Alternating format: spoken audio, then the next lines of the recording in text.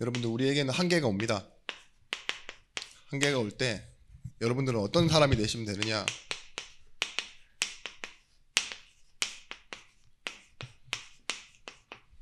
감당할 그릇이 되시면 됩니다. 고린도후서 4장 6절부터 11절의 말씀.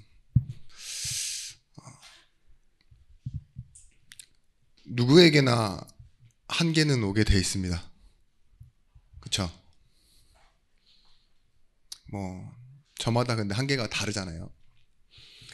네, 우리가 좀 점검해 봤으면 좋겠는 게, 어떤 때 한계가 온다 그럽니까?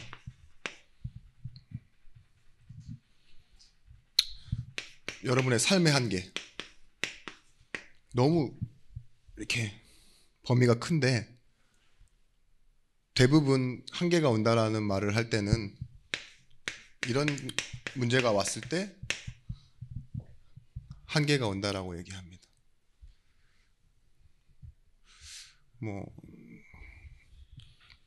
여러분의 삶에 많은 것들이 중요하죠. 그런데 건강이 없으면 마음이 있고 돈이 있고 여러 가지가 있어도, 조건들이 받쳐준다고 해도 못하게 될 때가 있어요. 그러면서도 좀 크게 봤을 때, 일을 할 때 어떤 때 또 한계 온다 그러냐? 경제 문제 올 때. 그죠? 돈이 있고 없다 이런 얘기가 아니라 경제적인 여유 있잖아요. 그런 부분에서도 일의 문제라고 말하는데,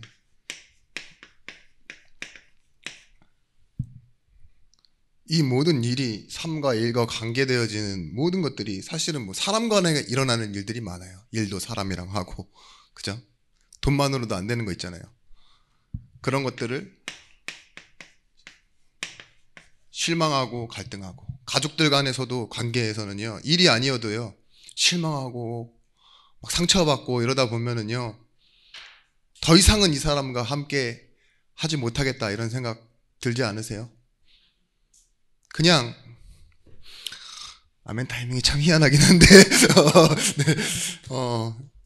아멘 하신 분은 비밀로 붙여드리겠습니다.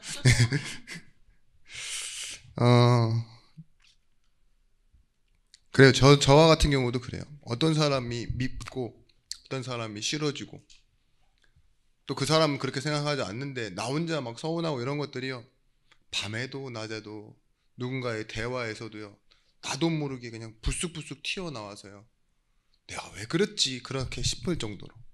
전화통화를 하다 보면은요, 서로가 아는 한 사람에 대해서 얘기를 하는데요, 참 칭찬하는 거는 잠깐이고 욕을 할 때는 신진대사가 팍 늘어나요. 그죠? 그리고 너도 그렇게 생각했니? 이러면서 나도 그렇다 뭐 이렇게 하고, 그런 것들 많은데, 저는 이 세 가지를 가지고 뭘 확인할 수 있느냐? 그릇을 확인할 수 있다고 생각합니다. 이 세 가지를 어떻게 감당해내느냐가 우리 그릇이에요. 근데 그릇이라는 말을 좀 사람들이 어떻게 평가하느냐? 그릇하면 어떤 생각이 드세요? 담는다, 여러 가지 있잖아요. 인품이다 이렇게 생각하시는 분도 있는데, 하나하나 놓고 보면은 돈 잘 벌 것 같은 사람, 성공한 사람들은 그릇이 크다 이러잖아요. 그죠? 사람 잘 품어도 그렇고 건강하고 이래도 그런 소리를 듣는데, 그릇은 하나님에 대한 참 지식을 가진 것을 보고 그릇이라고 합니다. 이 안에서, 하나님에 대한 지식 안에서 내 삶의 문제, 내 일, 내 관계, 이걸 다 풀어낼 수 있는 것들 있죠. 그걸 보고 그릇이라고 합니다. 완벽한 조건이 다 갖춰져 있는데 하나님에 대한 지식이 없으면 이게 세 가지가 다 안 되는 거예요. 건강한데도 뭐예요? 그 건강 가지고 망하는데, 내지는 정말 소비하는 데만 사용하고, 돈이 있는데도 뭐예요? 행복이 없어요. 왜냐? 하나님에 대한 지식이 없기 때문에. 참 안 좋은 그릇을 가지신 분이 뭐냐? 돈은 많은데 뭐예요? 하나님에 대한 참 지식이 없으면 그걸 가지고 주면서도 자기 노력 얘기하고 자기 성공담 얘기하고 뭐 어떤 보상에 대해서 너 이렇게 해야 이렇게 좋은 데 가야 그만큼 보상받을 수 있다. 이걸 또 얘기해줘. 그게 뭐예요? 은혜와 반대되는 거예요. 그죠? 보상 거래가 뭐라 그랬어요? 하나님의 은혜에 반대되는 개념이라고. 성공한 이유가 어디 있다라고 얘기해요, 사람들이. 그 사람들이 내 안 좋은 환경이 있었지만 나는 내 노력으로 내지는 누군가의 만남을 통해서 나는 이런 기회로 하나님께 받은 것 말고 자기가 했던 것 가지고 얘기하잖아요. 그죠? 관계 속에 상처받은 얘기도 물론 마찬가지고요. 여러분, 우리는 어떤 걸 가지고 있냐?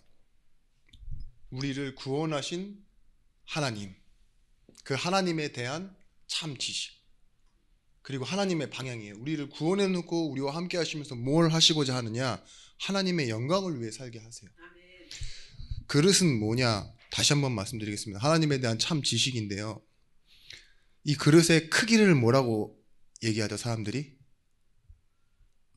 저 사람 큰 그릇, 저 사람 뭐 작은 그릇 이렇게 가끔씩 얘기하잖아요. 그 그릇의 크기는 이걸 얘기하는 겁니다. 한계. 그릇이 작은 사람은 빨리 한계가 와요. 그 말은 뭐예요? 꽉 빨리 찬다 이 말이죠. 조그만 컵에다가 우리가 물을 부어보면 알잖아요. 같은 양을 줄 때 빨리 차잖아요.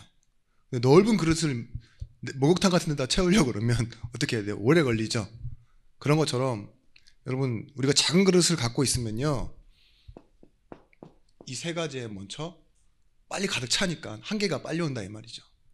그래서 그릇을 준비한다는 말은 다른 말로 우리 용량 키우기예요. 용량이 넓어진다고요.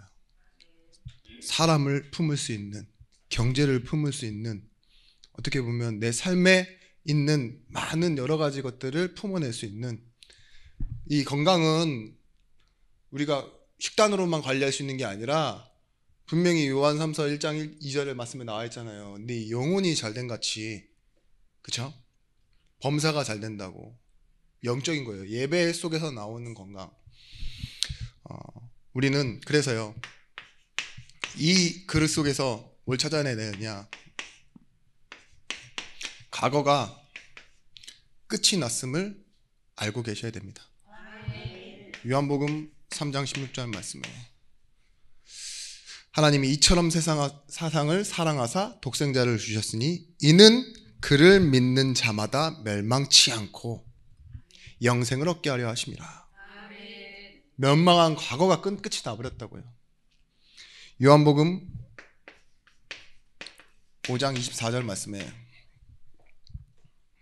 내가 진실로 진실로 너희에게 이르노니 내 말을 듣고 또 나 보내신 이를 믿는 자는 영생을 얻었고 심판에 이르지 아니하나니 사망에서 생명으로 옮겼느니라. 요한복음 1장 12절 말씀 너무 잘 알고 계시죠? 영접하는 자 곧 그 이름을 믿는 자들에게 하나님의 자녀가 되는 권세를 주셨으니 죄인이 자녀됐습니다. 그래서 끝이 난 거예요. 과거가 끝이 났다라는 그 하나님에 대한 참 지식이 그릇의 시작이에요. 돈, 삶, 일, 갈등 이런 것들 있죠. 이걸 어디서 찾아내야 되느냐? 인문학 속에서 찾아내시면 안 돼요. 사람들이 알고 있는 그 인문학 있잖아요. 철학과, 자연과학 이런 거 해서 찾아내는 것이 아니라 내가 하나님 자녀가 됐다. 영적으로 나는 신분이 완전히 변화가 됐다. 이 속에서 찾아내는 거예요. 그러면 무엇이 바뀌느냐? 나의 오늘, 현재죠, 현재. 고린도후서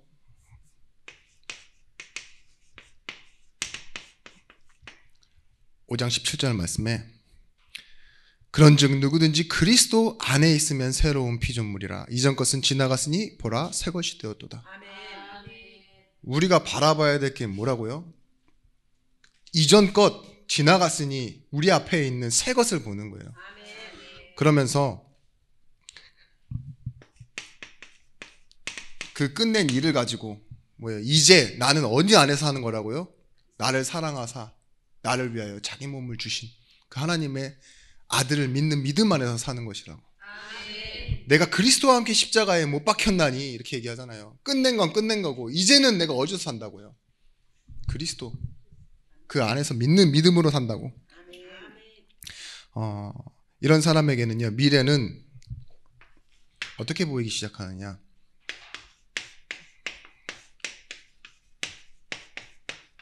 오직의 응답으로 보이기 시작합니다. 미래를 두고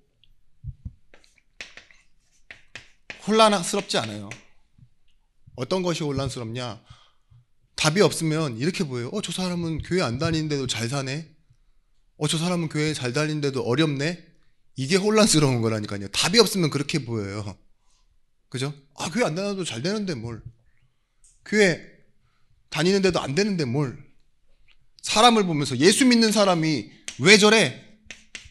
그런 걸 보고 갈등이라고 합니다. 근데 오직의 답이 있는 사람은 하나님과 함께하는 게 답이지. 이게 답이 나는 거예요. 안 되는 게 중요한 게 아니라 어떤 결과로 나타나는 것이 중요한 것이 아니라 하나님이 내 이 복음을 주신 것이 참된 힘이지. 이 함께함의 응답을 갖고 가는 것 있죠. 그게 미래를 바라보는 오직의 응답입니다. 이 하나만 보이기 때문에 혼란스러운 것도 혼란스러운 것이 아니요 사람 간에서 일어나는 갈등도 갈등이 되지 않아요. 저게 진짜 응답이 아니구나. 이게 보인다니까요. 저 안 되는 게 저게 응답 못 받는 게 아니라 진짜 참된 응답 받고 있는 거구나. 저거를 이 사람이 엄청난 그릇으로 감당해내고 있는 거구나.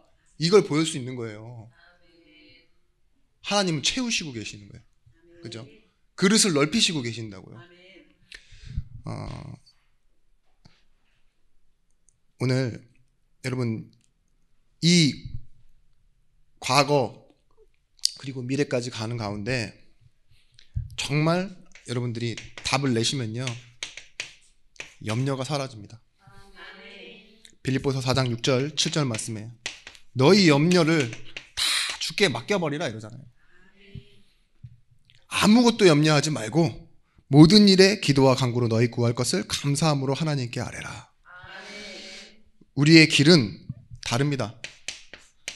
그리고 듣는 것이 달라집니다. 시편 119편 105절 말씀에 주의 말씀은 내 발의 등이요 내 길의 빛이니이다.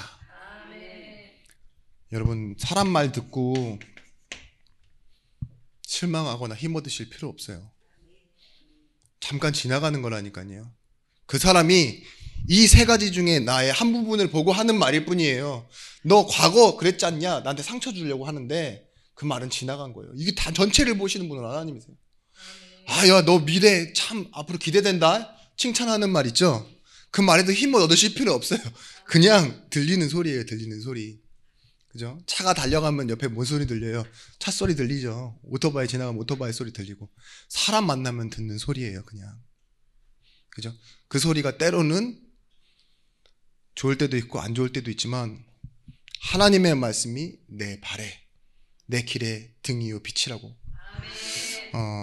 여러분 예배는 무엇이냐? 우리에게 있어서 평상시 상태를 점검하는 거예요. 예전에도 말씀드렸지만 충전이랑 똑같아요. 배터리가 이렇게 꼽아놓으면 충전이 되잖아요. 자고 일어나면 어떻게 돼 있죠? 완충이 돼 있어요. 그게 100% 이렇게 표시가 떠 있습니다. 혹시 너무 핸드폰을 많이 충전하셔가지고 7일 동안 그대로 꼽아놓고 살았더니만 핸드폰이 배터리가 200%가 되신 분 계십니까? 105% 되신 분 아무도 없을걸요. 충전하면 저기까지가 끝이에요. 그게 한계라니까요. 그쵸? 근데 마찬가지예요. 예배가 마치 어떤 때는 방 청소처럼 마치 식사하는 것처럼 그냥 기본적인 그냥 우리가 살아가기 위한 수단처럼 보일 때가 있어요. 맞아요. 그런 거예요. 예배는. 그 이상이 아니에요. 하나님 자녀가 당연히 하나님 앞에 나와 힘을 얻고 당연히 하나님과 소통하며 살아가는데 그 당연한 것이 결국은 뭘 만드느냐? 이런 상태를 만들어내요. 응답이 받을 상태. 가장 중요한 것을 회복하는 상태가 되어진다고요. 보십시오. 방 청소 아무리 깨끗이 하고 열심히 한다고 해도 평수가 늘어납니까? 집에 평수가 늘어나려고 방 청소하시는 분 있으세요? 아무도 없습니다. 야, 식사. 오늘 내가 이거 맛있게 먹고 내 오늘 수명을 한 10년 정도 늘려보겠다 하시는 분 있으세요? 그냥 배고픔을 채우는 것 뿐이에요. 그런데 이 배고픔이 없으면요, 배부르면요, 뭐가 절제가 되어지느냐? 다른 식탐의 절제가 되어져. 배부르잖아요, 그죠? 오늘 권사님 뭐라 그랬어요? 그 빵 10개도 더 먹을 수 있는 것 같은데 제가 막 그 빵을 그 끼니로 먹습니까? 맛으로 먹지? 제가 이렇게 얘기했지만 아침에 많이 드셨다고 몇 개 못 드시잖아요. 그게 우리의 한계라니까요. 대신에 말씀으로 진짜 충만한 사람은요, 말씀으로 채워져 있는 그릇은요, 다른 불신앙이 그 불신앙의 식탐이라 그럴까요? 우리가 원하는 그런 사람들의 말이 잘 안 들려요. 그걸로 채워지지 않는다고요. 이미 채워진 걸로 있기 때문에. 그래서 오늘 우리는 이미 한계 만난 교회를 바라보고 있습니다. 개인들도 한계를 만났습니다. 사람 속은 모른다잖아요. 열길 물속은 알아도 사람 속은 모른다고. 그런데 분명히 고린도전서 2장 10절 말씀에 하나님은 성령으로 이것을 우리에게 보이셨으니 성령은 모든 것 하나님의 깊은 것까지도 통달하시느니라. 하나님의 것, 이것을 소통케 하시는 분이 누구시냐? 성령입니다. 그래서 여러분 뭐 해야 되냐? 우리가 정말 한계가 온다라고 생각했을 때, 또 한계 만난 사람을 만나게 되었을 때 뭘 알고 계셔야 되느냐? 그때 성령 인도 받는다는 의미가 그거예요. 하나님의 말씀을 따라가는 겁니다.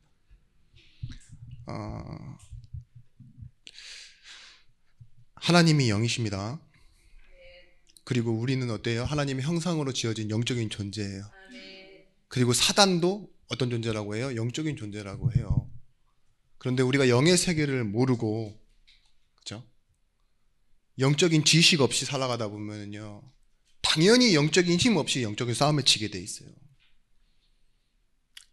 마이클 샌들이라는 분이 돈으로 살 수 없는 것들이라는 책에서 이렇게 설명합니다. 모든 분야의 대가들은 다 영적인 사람이 된다라고 얘기해요.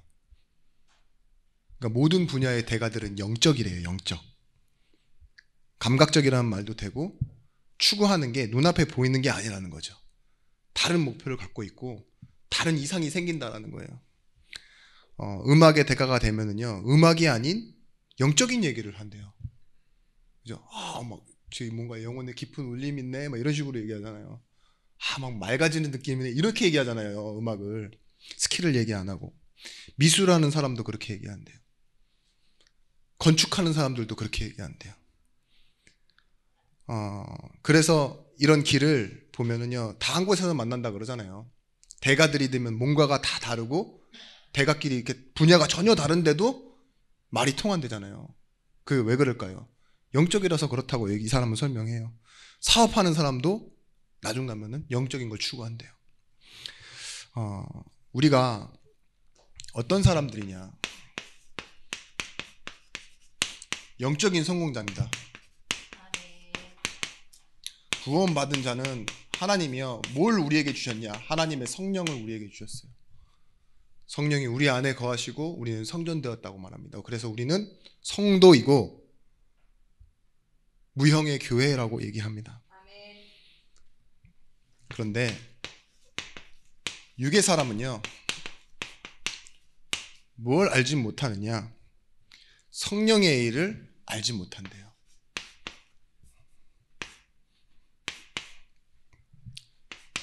성령의 일을. 그래서 뭐 한다고요?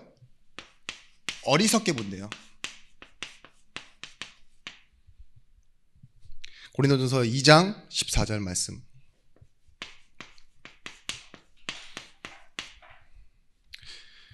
육에 속한 사람은 하나님의 성령의 일을 받지 아니하나니 이는 그것들이 그에게 어리석게 보임이요 또는 그것들을 알 수도 없나니 그러한 일은 영적으로 분별되기 때문이라. 그래서 여러분, 우리가 육의 사람이 되면은요, 우리의 기준이 뭐예요? 영적인 일을 잘 모르고요, 교회 다니면서도 자꾸 눈에 보이는 일 잘 된 게 응답으로 보이고, 그렇죠? 눈에 보이는 많이 가진 것을 보고 잘 된 거라고 착각하게 됐다니까요. 이런 육의 사람이 뭐에 약하냐? 힘에 약해요. 수의 논리, 뭐 있잖아요. 많으면 민주주의 막 이러면서 끌려가고, 뭐 진짜 많이 가진 게 힘이고 큰 게 좋고 그런 식으로 옳은 게 맞는 거고. 근데 영의 사람은 어떻게 살아가느냐? 하나님의 말씀을 따라갈 수밖에 없는 겁니다. 그래야 뭐가 되어지느냐? 이 세 가지에서 응답받는 거예요. 삶의, 일의, 관계에서. 정작 육의 사람은 이 세 가지를 바라보고 살아가지만 여기서 응답받는 게 아니에요. 영의 사람은 이 세 가지를 바라보지 않고 말씀을 바라보는데 이 세 가지에서 응답이 오게 돼 있다니까요. 공사판에서 삽질하는 사람이나 진짜 뭐 저기 좋은 회사 내지는 정말 훌륭한 일을 하는 사람이나 영의 상태가 똑같다 그러면 이해가 되시겠습니까? 막 열심히 일해서 돈 번 사람의 만족과 공사장에서 저쪽 어디서 뭐 이렇게 진짜 사람들이 인정하는 일을 한다고 한들 뭐예요? 더 행복이 없을 수도 있어요. 그런 사람이나 영적 상태는 똑같다니까요. 근데 하나님의 사람은 달라요. 한계가 오는데도요, 하나님이 그릇 넓히기를 시작해요. 그게 뭐냐? 말씀을 심으시는 거예요. 용량 늘리기를 시작하신다니까요. 우리는 문제 만나서 더 이상 나는 못해야 하고 포기해버리는데 하나님은 어디 앞으로 자꾸 밀고 가시죠? 오늘 말씀 야곱처럼 베델로 올라가라 이러잖아요. 단을 쌓았던 그곳으로 가라 이렇게 얘기하시잖아요. 그게 뭐예요? 용량 늘리기예요. 하나님 그러면서 뭘 심으시냐? 니는 야곱이지만 야곱이 아닌 게 아니다. 야곱이지만은 내가 너를 이스라엘로 사용하시겠다. 이렇게 말씀하시잖아요. 여러분, 진짜로 영의 사람은 영적인 것을 회복해야 합니다. 이 회복한 것을 가지고 우리는 구원받았기 때문에 그 생명력을 가지고 이제는 뭐예요? 살아가는 가운데 문제를 만났는데 오히려 성장해요. 이 성장하는 것 속에서 뭐예요? 자라나는 만큼 힘이 나오게 되어져 있습니다. 그리고 결국은 어떤 일을 마치게 될 때는요, 그 일에 대한 결과가 열매 맺게 돼 있어요. 말씀 따라가는 사람에게는요, 보이지 않는 응답이 있어요. 그게 뭐냐? 하나님이 나에게 주신 천명, 소명, 사명, 이 세 가지가 회복되어지고, 문제를 만나는 것처럼 보이지만 깨닫고 우리가 다시 시작할 때 하나님께서 나를 이렇게 세우신다니까요. 그러면서 다른 사람을 살릴 힘을, 시대를 살릴 힘을 우리에게 허락하여 주시는 겁니다. 우리가 이 시간표 속에서 영적인 것을 조금만 찾으면요, 사도행전 8장 29절 말씀, 빌립 집사예요. 근데 이 집사가 어디로 갑니까? 간다게 여왕 국고를 맡은 관리인 에디오피아 내시, 이 사람을 만나러 가는 거예요. 근데 중요한 말이 뭐냐? 성령에 이끌리어. 성령에 이끌리어 가는 겁니다. 시험을 받으러 가는 것처럼 보이죠. 마태복음 4장 1절 말씀에 예수님도 그렇게 나와 있습니다. 근데 어디에요? 성령에 이끌려 가시는 거예요. 시험을 받으러 가는 것도. 안디옥 교회의 키입니다. 주를 섬겨 금식할 때에 성령이 이르시되 내가 불러 시키는 일을 위하여 바나바와 사울을 따로 세우라 하시니 성령이 이르시되 라고 나와 있어요. 이것도 말씀 따라가는 겁니다. 사도행전 19장 1절에서부터 7절 말씀에 너희가 믿을 때 성령을 받았느냐 이렇게 물어보잖아요. 질문을. 그 말은 뭐예요? 네가 정말 하나님에 대한 참 지식이 있느냐 이 소리예요. 성령이 하시는 일은 뭐예요? 하나님에 대한 지식을 우리에게 심으시는 건데 믿을 때 성령을 받았느냐 이 말은 뭐예요? 네가 하나님이 원하시는 시작을 하고 있느냐 이 말인 거죠. 그래도 먹고 살아야 되는데 어떻게 영적인 지식으로만 삽니까? 이렇게 질문하시는 분 분명히 있을 거예요. 어떻게 예배만 드리고 삽니까? 그에 대한 답은 창세기 6장 3절 말씀에 나와 있습니다. 노아가 어떤 사람이었어요? 은혜를 입었대요. 그런데 그 은혜를 입은 노아가요 120년 동안 뭐 했어요? 방주를 만들었죠. 그게 영의 일입니까? 맨날 나무 캐고 맨날 어디 갔다가는 욕먹고 관계에 갈등 생기냐 이 세 가지 다 문제 온 거잖아요. 그죠?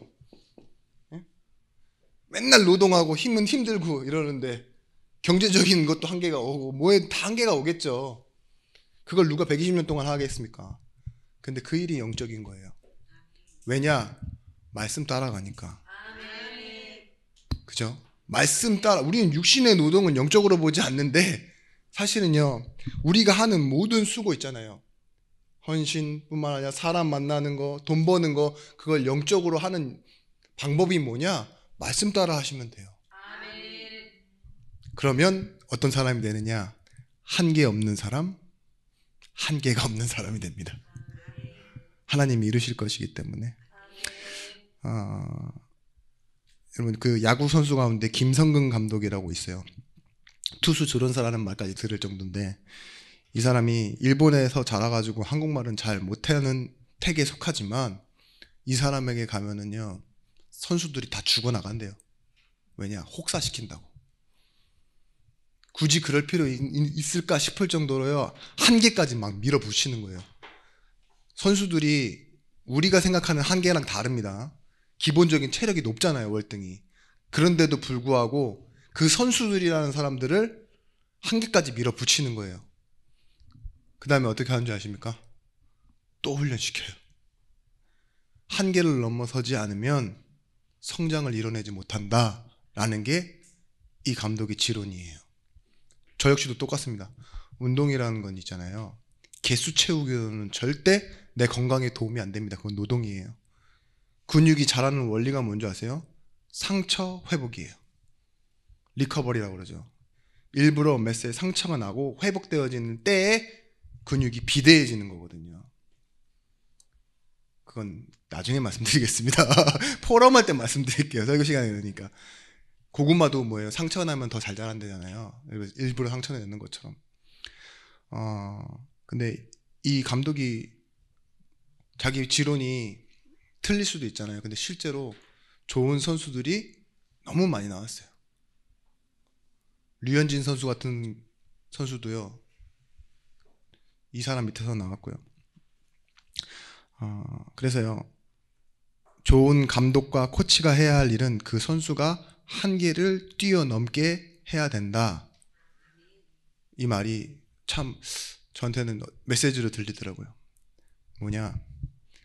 우리는 좋은 성도, 뭐 좋은 사람, 뭐 이런 것도 있지만 제자라면요 한계가 올 때요 그것을 감당할 그릇으로 만들어내야 된다. 그게 목회고 그게 여러분들이 현장에서 해야 되는 전도 사역입니다. 육체로 살면은요 어떻게 되느냐? 쪼잔한 사람 돼요.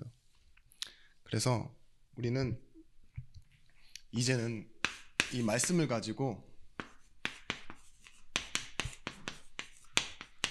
하나님이 원하시는 나, 내가 찾은 나, 이걸 찾아내셔야 돼요. 이 말은 뭐냐? 흉내내지 않는다라는 거예요. 나로 진짜 살게 되면은요 비교하지 않게 돼요. 제가 뭐 어떤 기분 나쁜 일일 수도 있지만 가끔 누가 저랑 누구랑 비교를 해요. 근데 저는 기분 나쁘지가 않아요. 오히려 그분이 기분 나쁘겠지. 욕을 하든 칭찬을 하든. 왜냐? 저는 저에 대한 정체성이 분명해요. 그게 뭐냐? 저는 목회자잖아요. 그죠? 제가 뭐 운동선수입니까? 가끔씩 지나가는데 막 운동선수 얘기하면서 막 이렇게 저 사람 저렇게 하는데 이러는데 제가 기분이 하나도 안 나빠요. 왜냐, 제가 운동을 좋아하긴 하지만 그 사람은 운동선수고 난 난데 그게 무슨 소리야. 비교가 할 수가 없지. 그런 생각이 든다니까요. 근데 막 어떤 목회자가 막 저랑 똑같이 같은 입장이다 이러면 기분 나쁠 수는 있죠. 그런 것처럼 여러분, 분명히 사람은 다 달라요. 하나님 부르신 이유도 다르고. 바울이 그 많은 사도들과 비유당할 때 나도 사도다라고 얘기했지만 하나 다른 게 있어요. 하나님이 나를 부를 때 뭘로 부르셨다고요? 이방인을 위한 사도로 부르셨다고. 아멘. 그릇이 어떤 그릇이냐? 나는 택한 그릇인데 이방인을 위한 사도로 나를 부름받았다고. 그러니까 뭐예요? 바울이 뭐예요? 나로 살아가는 거예요. 토끼와 거북이 보시면 알겠지만 그 말이 좀 말이 안 되죠. 근데 만약에 육지에서 붙은 게 아니라 바다에서 붙었어 봐요. 토끼는 빠져 죽어요. 거북이는 그나마 나와서 기지만, 그죠? 그게 나로 사는 거예요. 분명히 고백합니다. 이걸 찾아내셔야 돼요. 말씀 속에서 내게 주신 것, 은혜로 나를 얼마만큼 정의할 수 있느냐, 그게 그릇을 넓히는 겁니다. 바울의 인생을 보십시오. 나의 나된 것은 다 하나님의 은혜라. 내가 다른 사도들보다 더 수고하였으나 이 또한 하나님의 은혜라. 뭐예요? 나의 아프고 병든 것이셔 하나님의 은혜인데, 하나님의 그 은혜가 더 크도록, 능력이 더 머물도록 하기 위한 하나님의 은혜라. 다윗도 마찬가지였어요. 이걸 힘으로 삼았다니까요. 한계를 만날 때, 한계를 만나서 내가 겨우 바위에 숨었는데 그 요새, 그걸 보고 뭐라고 해요? 나의 피할 바위시오. 겨우 지팡이 하나 집어 들었는데 나의 지팡이요, 나의 힘이시오, 나의 구원의 뿌리시오, 여호와는 나의 힘이시오. 뭐예요? 나의 피할 요새시라. 모든 걸 가지고 나중에 뭐라 합니까? 나를 인도하시는 분, 여호와는 나의 목자시오, 내가 부족함이 없으리로다. 여러분, 찾아내는 거예요. 우리가 고린도전서 2장 12절 말씀에 이렇게 이야기합니다. 우리가 세상의 영을 받지 아니하고 오직 하나님으로부터 온 영을 받았으니 이는 우리로 하여금 하나님께서 우리에게 은혜로 주신 것들을 알게 하려 함이라. 은혜로 주신 게 있어요. 다 그걸 아는 것 있죠. 그것이 나로 사는 겁니다. 사람이 뭐라고 막 평가하는 거 있죠. 거기에 휘둘리면 살지 않아요. 어느 날 내가 딱 답답한 일이 생겨갖고 한계가 왔을 때 쭉 가라앉는 내 감정 있죠. 널뛰는 내 감정, 그 내가 느끼는 기쁨, 내가 느끼는 분노, 이런 걸 가지고 사는 게 아니에요. 내게 해주신 하나님의 은혜. 아멘. 여러분, 진짜 성공은 뭐냐? 사람들에게도 그렇습니다. 기억되어지는 건 뭐예요? 성공이에요. 그만큼 강력한 거예요. 근데 하나님이 기억하세요. 그걸 보고 응답이라고 그러고 그걸 보고 언약이라고 합니다. 여러분, 말씀에서 나왔지만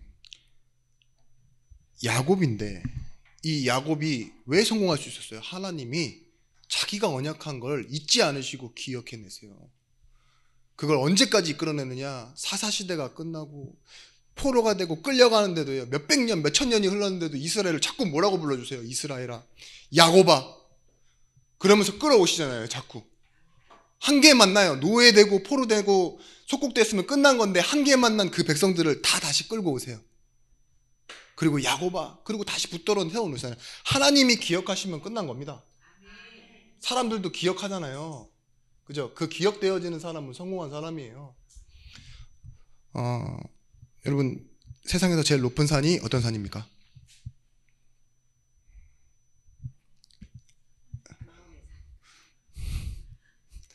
맛동산? 자, 그냥 진짜로 에베레스트인지 에베레스트인지 헷갈리시죠? 예, 제일 높은 산 에베레스트잖아요. 그러면 제일 깊은 해구, 마리아나 해구라고 합니다. 마리아나 해구. 자, 그럼 여러분들에게 질문 드리겠습니다. 두 번째로 높은 산은? 두 번째로 깊은 바다는? 아무도 기억 못해요. 그죠? 그렇다니까요. 아무도 기억 못해. 자, 보세요. 1만 명을 기준으로 했을 때, 10,000명이에요, 10,000명. 10,000명을 기준으로 했을 때 1등이 누구다는 기억하기 쉬워요. 그죠? 근데 100등에서부터 2등까지는 상위 1%입니다. 그런데 기억할 수 있는 사람 아무도 없어요. 우리 기억력이 그래요. 1등만 기억하는 더러운 세상이라고 하는데, 그죠? 그 더러운 세상에 우리가 살아가잖아요. 그죠? 보세요. 하나님이요. 우리를 우선순위에 두고 기억하시는 거예요. 그걸 보고 언약의 하나님이라 그래요. 나로 산다는 건 뭐냐? 하나님이 나에게 뭐예요? 응답하신다. 하나님이 잊지 않으시고 응답하시는 삶이에요. 이 안에서요. 바울은 이렇게 얘기합니다. 빌립보서 4장 13절. 내게 능력 주는 자 안에서 내가 이 안에 있다 이거예요. 뭘 할 수 있다고요? 모든 것을 할 수 있다고. 스데반이 거기서 가장 훌륭한 사람이었겠습니까? 아닙니다. 서기관도 있었고 제사장들도 있었고 뭐 스데반보다 더 잘생기고 더 잘 가지고 많이 배운 사람도 있었을지 몰라요. 다른 게 하나 있습니다. 스데반이 하나님이 주신 지혜와 성령으로 충만했다고 나와 있어요. 그래서 거기에 뭐예요? 하나님께 쓰임 받는 그릇이 된 거예요. 이 힘이 얼마나 컸느냐 죽음 앞에서도 얘기할 수 있었어요. 다 초월해서요. 다 감당해낼 수 있는 그릇이 뭐였어요? 스데반이라는 사람이었어요. 그게 왜 가능했냐? 성령 충만했기 때문에. 제가 봤을 때는 스데반은 그때 그 쓰임 받을 때는 황제보다 더 높은 자리에 있는 거예요. 왜냐? 하나님이 하나님의 일을 하실 때 쓸 수 있는 사람이었으니까. 40년 동안 운동이란 건 한 번도 해본 적이 없는 사람인데 요즘 뜨고 있는 개그우먼 있죠? 김민경이라는 사람. 덩치가 막 이래요. 근데도 운동을 진짜 잘해요. 운동 천재라 그래요. 자기는 체육을 해본 적이 한 번도 없대요. 제육볶음을 좋아할 뿐이라고. 그래서 저는 체육인이 아니라 제육인입니다. 이렇게 얘기하는데 근데 진짜 뛰어나요. 개콘이 없어지고 할 게 없어서 이제 예능 프로그램 이렇게 돌아다니다가 사람들이 시켜보는데 곧잘 해요. 그래서 나오게 됐는데 레그 프레스라고 이렇게 발로 밀어 올리는 거 있어요. 그거를 운동 6년 한 남자보다 더 잘 밀어요. 390kg를 밀더라고요. 발로. 와 이러죠. 킥복싱 4체급에서 우승한 사람을요 발로 차버렸거든요. 근데 나가 떨어졌어요. 킥복싱 한 남자가 보호대 차고 그거 보였나요? 뭐 이 정도는 그냥 연출이다 싶을 정도 있잖아요. 근데 확실한 팩트가 있어요. 그게 뭐냐? 강민경한테 사격을 시켰는데 이 사람이 국가대표가 됐어. 선발이 됐어요. 이건 실력으로 하는 거잖아요. 세계대회 54개국에서 나와서 하는데 그 중에서 19위 했어요. 운동이란 건 해본 적 없는데 뭐예요? 이걸 보고 숟가락살이라고 하는데 만약에 그 사람이 체육인이었다고 해보세요. 확실하게 자신을 조금만 더 일찍 찾았다고 생각해보세요. 지금도 그것 때문에 잘 벌고 잘 살겠지만요. 보세요. 나로 산다는 건 그만큼 중요한 겁니다. 내 한계 몰랐다니까요. 그런데 나오기 전까지는요. 내 한계가 어딘지 몰랐어. 먹는 것만 좋아하는 사람인 줄 알았어요. 맨날 듣는 소리가 뭐였어요? 뚱땡이. 이런 소리만 들었는데 알고 보니까 뭐예요?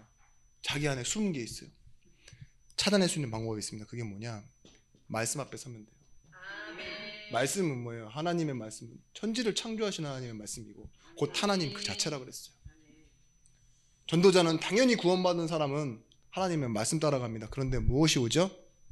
하나님께서 우리에게 주신 그 사명의 길이, 생명을 만나는 그 응답과 축복이, 하나님의 영광을 나타내는 그 비밀한 날들이 우리에게 준비되어져 있다고 말입니다.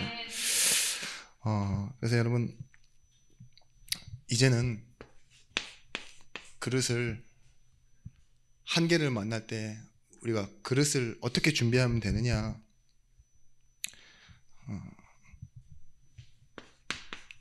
중요한 선택하시면 돼요.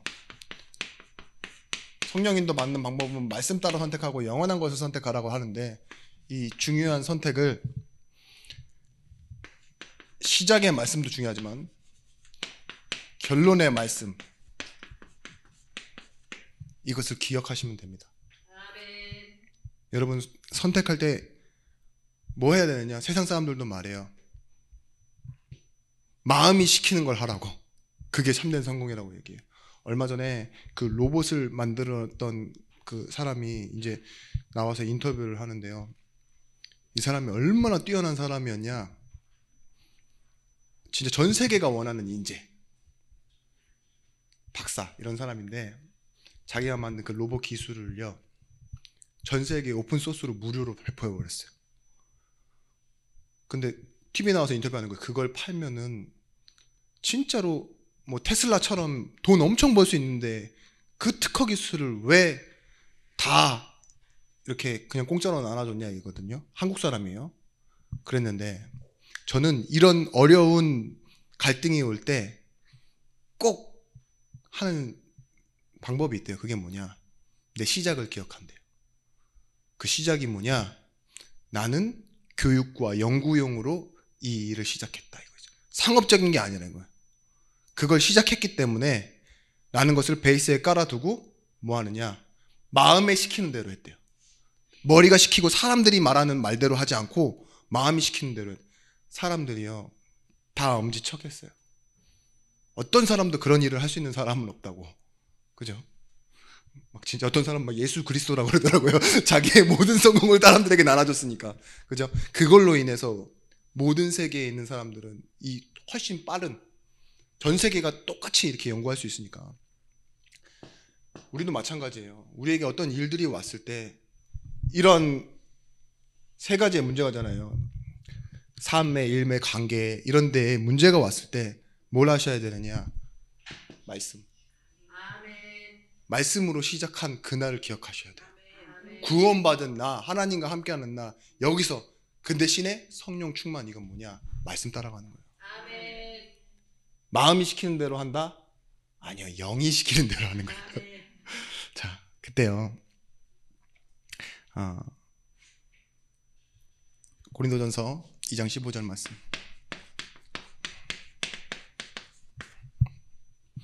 신령한 자는 모든 것을 판단하나 자기는 아무에게도 판단받지 아니하느니라. 신령한 자 이렇게 얘기하고 있어요. 여러분 말씀을 받고 난 뒤에 많은 생각에 빠지는 건 성령 인도가 아닙니다. 어떻게 해야 될까 고민하는 건 별로 성령 인도가 아니라고 생각해요. 저는 이 결론의 말씀 갖고 있는 사람은요 바로 이렇게 답이 나와요. 나를 보내소서. 베드로도 이러잖아요. 갑자기 예수님이 물 위를 걸어오는 걸 보고 어떻게 해요? 많은 생각을 하지 않아요. 지금 저거 되게 깊은데? 저기 밑에 뭐 깔았나? 뭐 이런 식으로 생각하는 게 아니에요. 나도 걷게 하소서 이러잖아요. 바로 그거라니까요. 이미 나는 구원받았고 하나님께서 모든 것이 다 이것이 결론이 돼 있어요. 그러면요 말씀이 떨어질 때요 내가 어디로 가야 할지 향할 방향이 보이기 시작해요. 그리고 바로 응답받는 거예요. 그게. 근데 그 많은 말씀 가지고 계속 생각에 가지고 있고 삶으로 가지고 있고 그러다 잊어버리고 남 주고 이러잖아요. 내가 전한 말을 남이 은혜를 많이 받는데 나는 실제적으로 적용이 안 돼. 그런 상황 경험해 보신 적 없습니까? 제 삶이 그렇습니다.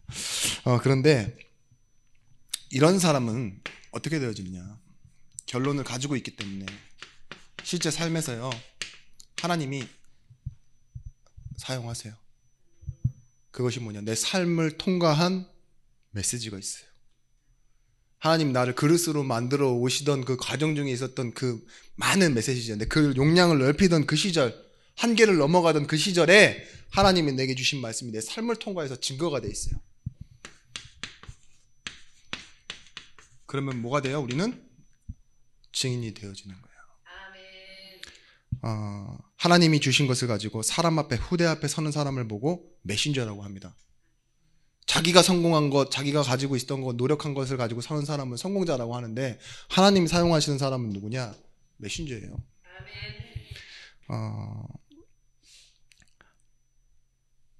보세요. 이 메신저가 된 사람들은 이런 한계를 분명히 만나봤습니다. 찾았지만 분명히 절망하는 시간표가 있었을 겁니다. 그리고 인생이라는 것에 대한 이 주제, 이것을 회복시킨 하나님의 말씀이 분명히 있어요. 이 세 가지가 있어야 됩니다. 나는 원래 이런 사람이고 한계가 있을 수밖에 없고 그래서 절망한 사람인데 하나님의 은혜로 하나님이 원하는 인생 주제를 찾아내는 겁니다. 그런 사람은 어떻게 되어지느냐?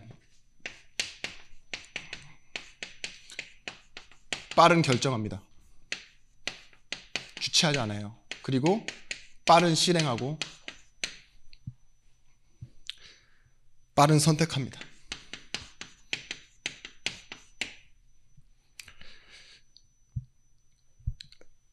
왜 그럴 수 있느냐? 인도를 받기 때문에 그래요. 뭐가 좋을지 막 재고 있고 갈등하고 있고 있잖아요. 답답해 하잖아요. 그러면 자기가 자기 일을 책임지겠다는 심보예요, 사실은. 그런데 헌신하는 사람들 특징이 뭐냐? 나중되는 건 하나님께 다 맡겨놔. 그렇죠? 그러니까 빠른 결정하고 빠른 실행하고 빠른 선택할 수 있는 거예요. 안 되면 말지 뭐 이런 생각까지도 하면서요. 할 수 있을 때 시작하는 거예요. 그게 제자들이었습니다. 그게 말씀을 따라 나온 사람들이었어요. 낙심하더라도 엘리야가 우리가 봤을 때 그 큰 기적 이뤄놓고 낙심했다고 막 뭐라 했잖아요. 근데 결국은 뭐예요? 하나님이 그릇을 넓혔어요. 7천 제자를 붙여버리세요. 용량을 늘려면 감당하도록 하신다니까. 네가 감당 못할 거 알아. 그렇게 할 수 있는 거, 거짓 제사장들과 싸울 수 있는 거, 그래 거기까지야. 근데 도망하는 그런 한계를 만났을 때 하나님은요 다시 힘을 주시잖아요. 엘리사를 찾아라 하고. 그죠? 우리도 그런 시간표가 있습니다. 여러분 힘이 없다 그럴 수 있어요. 그런데 중요한 건 타협하지 말아야 됩니다. 종교 생활이 뭐냐? 타협하는 거예요. 내한테 한계가 오면요 바로 일하러 가버리잖아요. 그죠? 나한테 한계가 오면 사람한테 사과부터 해요. 미안해, 날 용서해줘, 날 좀 더 좋은 사람으로 봐주지 않겠니? 앞으로 내가 더 잘할게, 이런 식으로 하는 거 있잖아요. 근데 모든 게 여러분들 그렇게 야곱이 어땠습니까? 야곱의 형의 상태가 똑같았어요.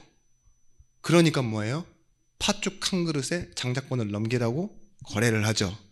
근데 형은 팥죽 한 그릇에 장자권이 넘어가겠냐라는 생각으로 팔아버리죠. 둘이 똑같은 놈이 만난 거예요. 얼마나 대단한 놈이냐. 20년이 지나서 돌아오는데 야곱의 형은 잊지 않고 죽이려고 하고 있습니다. 그런 자객을 만난 겁니다. 형이 아니라 자객이었죠. 보세요. 그렇다니까요. 우리가 한계를 피하거나 내지는 진짜 하나님의 인도하심 그런 걸 믿지 않고 세상과 계속 타협하다 보면은요 우리의 삶은 점점 느려지고 우리는 이런 것에서 후회할 수밖에 없어요. 그래서요 중요한 선택은요 이 힘이 필요합니다. 그냥 객기로 하는 것이 아니라 담대함으로. 뭐 하겠다, 내가 책임지겠다 생각하는 거예요. 하나님이 책임져 주신다는 걸 믿고 내가 책임지겠다 생각하는 것 있죠. 그걸 보고 뭐라고 합니까? 감당할 그릇이라고 합니다. 피하는 게 아니에요. 여호수아서 14장 11절에서부터 13절 말씀에 85세 된 노인의 말이죠. 이렇게 고백합니다. 우리가 광야에서 45년을 방황하지 않았냐? 그때에도 내가 있었고 뭐라고 말합니까? 지금 나는 그때와 다르지 않다. 내 나이 85세로 내가 적들의 출입을 감당할 수 있사옵나이다 이렇게 얘기해요. 그 담대함이 어디서 나오는 겁니까? 여기서 나오는 거예요. 갈렙은요 하나님이 보실 때 왜요? 그 말씀에 순종하여 라고 말하잖아요. 그 마음으로 나를 따랐고 얘기하잖아요. 그게 뭐예요? 담대함으로 책임지겠다 하면 나오는 사람이에요. 그러면서 뭐라 하죠? 이 산지를 내게 주소서. 뭘 기억합니까? 그날에 내게 말씀하신. 이것이 나오는 겁니다. 바울이 빌립보서 1장에 교회가 막 싸우는데요. 그들이 경쟁하면서 다투면서 전도하려고 증명하려고 하는데요. 허투루 해도 괜찮대요. 전도를. 증거되어지는 것은 그리스도 예수시니 바울의 마음속에 뭐가 있어요? 담대함이 있어요.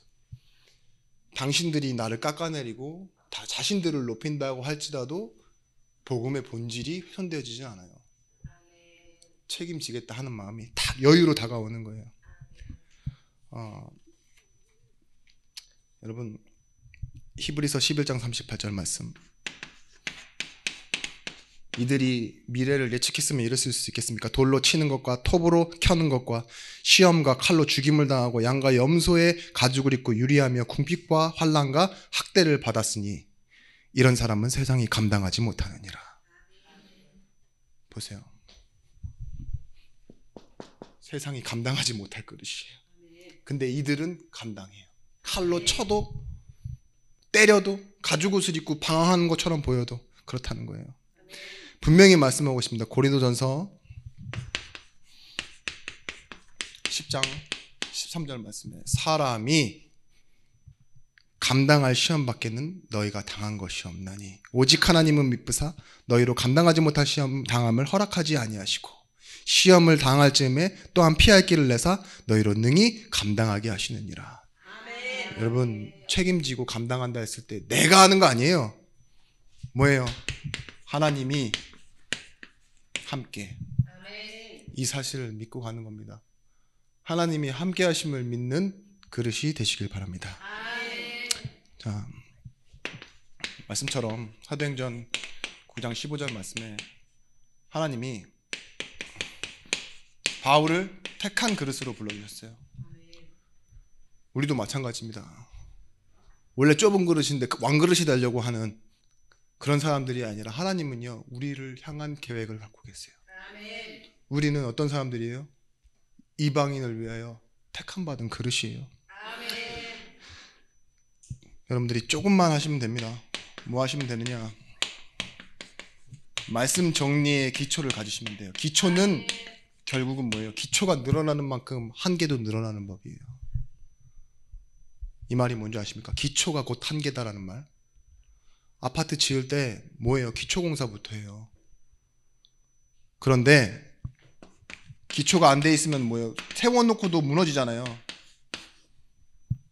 너희는 반석이라고 그랬어요. 기반이 어디요? 반석. 그래서 무너지지 않을 거라고 그랬어요. 모래 위가 기초다 그러면 무너지잖아요. 우리가 말씀 정리로 기초를 쌓아갈수록요 그릇이 더 감당할 수 있게 되어집니다. 모세를 하나님이 쓰신 이유는요 모태신앙이라서가 아니에요.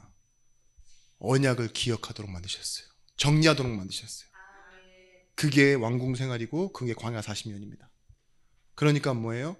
나중에 도망했던 그 광야에서 나와 출애굽한 뒤에 말씀을 정리하잖아요. 오경을. 그게 하나님이 모세를 쓰실 수밖에 없는 이유였습니다. 다윗은 어떤 사람이었냐? 이 말씀이 정리되어 있고 묵상할 만큼.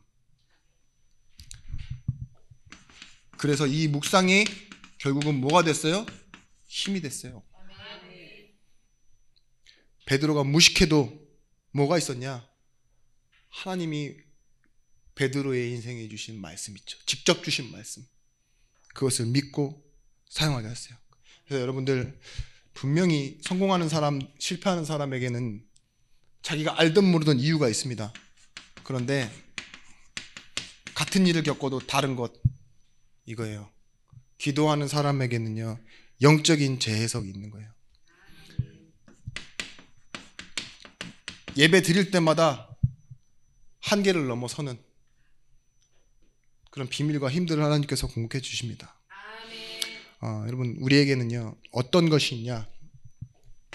이 안에서 하시면 됩니다. 신분과 권세.